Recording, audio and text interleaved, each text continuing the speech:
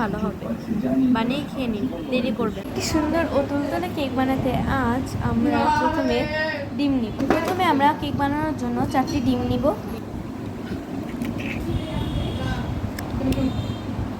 চারটি ডিমে এরকম ফাটিয়ে নিয়ে নিন। ডিমটিকে ভালোভাবে ফেটে নিতে হবে। দেখুন কিভাবে করতে হবে।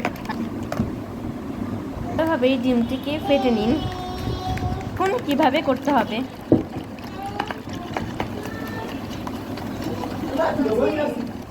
1 কাপ পরিমাণ চিনি দিব। ভালোভাবে চিনিটাকে নেড়ে নিন। এবার চিনিটাকে ভালো করে মিক্স করে নিন। 1.5 কাপ পরিমাণ তেল দিয়ে নিব। এবার তেলটাকেও ভালো করে ডিমের সাথে মিক্স করে নিব।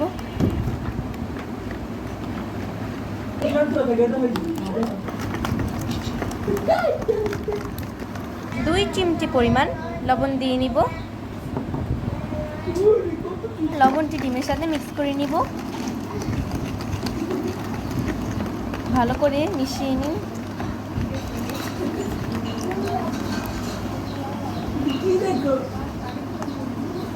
একটি প্লেটে 3 টেবিল চামচ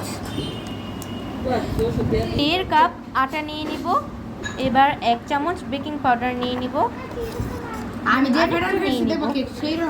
এখন এটাকে আলাদাভাবে মিক্স করে নিতে হবে।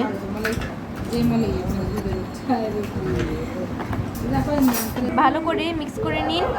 দুধ, আটা এবং বেকিং পাউডার একসাথে তিনটাই মিক্স করে নিতে হবে। এবার এই আটাটাকে এই ডিমের মধ্যে দিয়ে মিক্স করতে হবে। অল্প অল্প করে দিয়ে মিক্স করে নিন। ভালো মতো মিক্স করে নিন। আস্তে আস্তে মিক্স করে নিতে হবে। অল্প অল্প করে আটা দিয়ে মিক্স করুন। আটাটাকে ডিমের সাথে আস্তে ধীরে মিক্স করতে হবে, না হলে কেক শক্ত হয়ে যাওয়ার সম্ভাবনা থাকতে পারে। আমাদের সব কিছু মিক্স করা শেষ। এখন আমরা এই মিশ্রণটিকে একটা মোল্ডে ঢেলে নিব। এই ডিমের মিশ্রণটিকে একটি মোল্ড আউট করে নিব। মিশ্রণটির ঘনত্ব এরকম করতে হবে।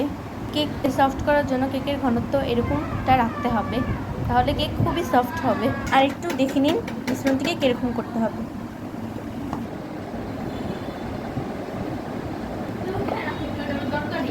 অবশ্যই মোল্ড আউট করার সময় তেল মেখে নেবেন, না হলে কাগজ লেগে থাকবে।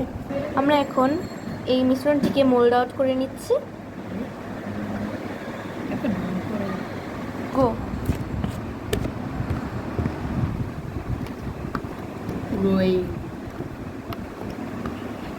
ভিতরে যেন বাতাস না থাকে, তাই এটাকে ড্যাব ড্যাব করতে হবে। তো এবার আমরা চুলায় একটু দিচ্ছি। কেকটাকে প্রথমে অল্প করে ভাপ দিতে হবে।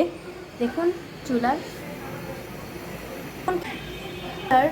চুলাটিকে মিডিয়াম আঁচে 40 মিনিট বেক করে নিতে হবে। প্রথমে কিন্তু অবশ্যই কেকটাকে একটু ভাপ দিয়ে নিতে হবে চুলার আঁচটি বাড়িয়ে। এখন আমরা আরও একটি পাতিলা দিয়ে এই কেকের মিশ্রণটাকে ঢেকে দিলাম। 40 মিনিট পর আবার দেখা হচ্ছে।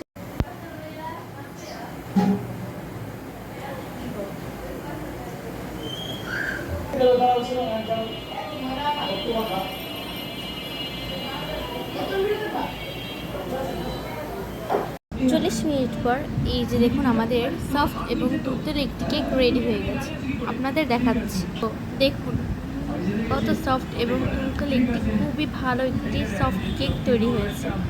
চাইলে আপনারাও বাসায় এরকম কেক বানাতে পারেন, খুবই ভালো খেতে। এবং আপনারা যদি চান এরকম বাসায় বানিয়ে খেতে পারেন, খুবই মজা হবে, খুবই ভালো হবে। বানিয়ে খেয়ে নিন, দেরি করবেন না। দেখুন কতটা সফট হয়েছে কেকটি ছোট থেকে বড় সবাই পছন্দ করবে, তাই বানিয়ে খেয়ে ফেলুন কেকটি। দেখুন কেকটি কতটা সফট হয়েছে।